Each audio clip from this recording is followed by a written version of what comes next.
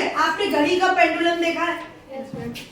घड़ी में पेंडुलम अपनी मध्य स्थिति के बाईं और दाईं ओर गति करता है, जैसे ये है, इस तरह से गति करता है, आपने देखा होगा, ठीक है ना।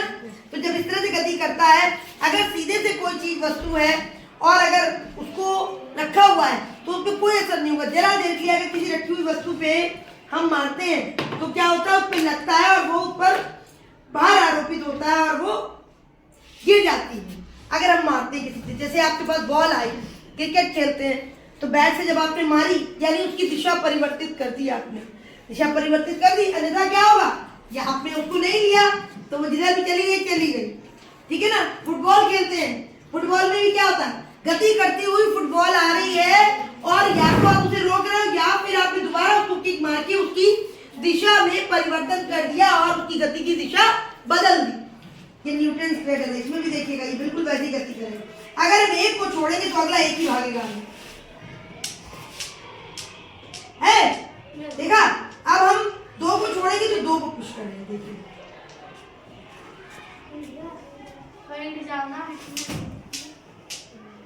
है हुआ। यानी कि एक गेंद से टकराई है ऊर्जा तो एक ही गेंद से वापस आएगी, दो गेंदों से टकराई है ऊर्जा तो दो गेंदों से वापस आएगी, तीन गेंद से टकराई है तो तीन से वापस आएगी और चार से गई है, जितना आप दोगे वही तो लोगे वापस। तो इसका यही सिद्धांत है कि जितना हम इसको देंगे उतना ही हमें मिलेगा, ठीक है। जब एक बॉलिंग की हुई गेंद पिनों से टकराती है